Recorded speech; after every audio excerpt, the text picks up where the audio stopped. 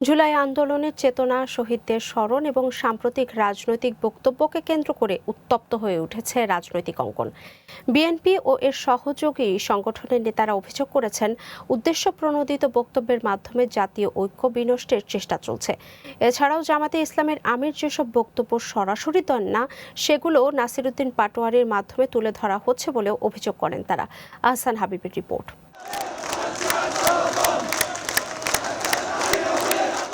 এই চিত্র রাজধানীর ফার্মগেটে বিএনপির চেয়ারম্যানের আগমনকে ঘিরে, যার নির্দেশনায় ফ্যাসিবাদ মুক্ত বাংলাদেশ গড়তে দীর্ঘ ১৭ বছর আন্দোলন সংগ্রাম করেছেন বিএনপির অঙ্গ সংগঠনের নেতাকর্মীরা।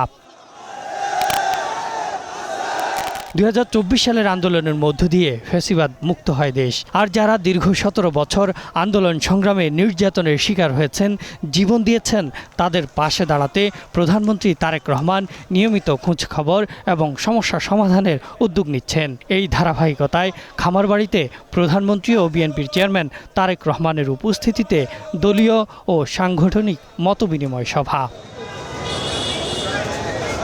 ১৯৭১ সালের মুক্তিযুদ্ধের মতোই জাতীয় সংকটে সবাই একসঙ্গে লড়াই করেছে। বিজয়ের পর মত পার্থক্য থাকলেও জাতীয় স্বার্থে রাজনৈতিক দলগুলোর ঐক্য ধরে রাখা জরুরি, যাতে দেশে আর কখনো ফ্যাসিবাদ ফিরে আসতে না পারে।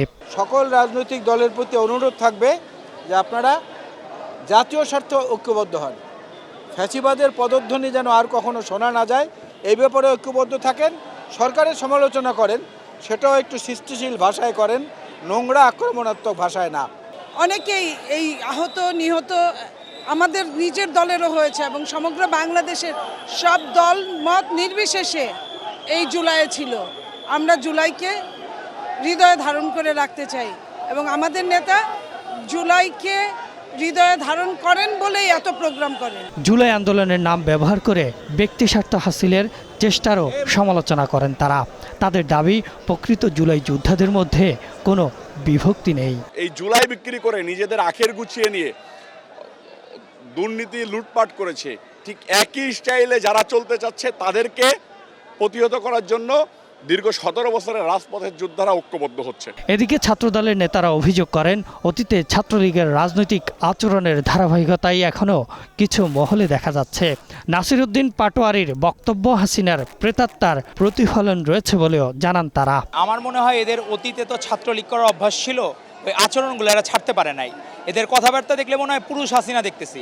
এনসিপির কিছু কিছু ব্যক্তি যারা কিনা পায়ে পা দিয়ে কিন্তু রাস্তায় কিন্তু একটা সংঘাতের পরিবেশ তৈরি করতে যাচ্ছে। ছাত্রদলের সাধারণ সম্পাদক নাসিরউদ্দিন নাসির বলেন, নাসিরউদ্দিন পাটোয়ারির বক্তব্যের সঙ্গে এখনো পর্যন্ত এনসিপির কোনো নেতাকে দ্বিমত পোষণ করতে দেখা যায়নি। একই সঙ্গে তিনি অভিযোগ করেন, জামাতে ইসলামের আমির সরাসরি যেসব বক্তব্য দেন না, সেগুলো নাসিরউদ্দিন পাটোয়ারির মাধ্যমে প্রকাশ করা হচ্ছে। এনসিপির নাসিরউদ্দিন পাটোয়ারির কোনো বক্তব্যের সাথে এখনো পর্যন্ত এনসিপির অন্য কোনো শীর্ষ নেতারা দ্বিমত প্রকাশ করেননি। এমনকি অনেকে বলছেন যে জামাত ইসলামের আমির যে বক্তব্যগুলো নিজে দেন না, সেই বক্তব্যগুলো তিনি নাসিরউদ্দিন পাটোয়ারিকে দিয়ে দেওয়ান। এবং আমরা খেয়াল করে দেখেছেন আপনারা যে নাসিরউদ্দিন পাটোয়ারি তার সীমা লঙ্ঘন করেছেন। বিএনপির শীর্ষ নেতারা আবারও জাতীয় স্বার্থে সব রাজনৈতিক দলের প্রতি সংযম ও ঐক্য বজায় রাখার আহ্বান জানিয়েছেন। Ahsan Habib, green news, Dhaka.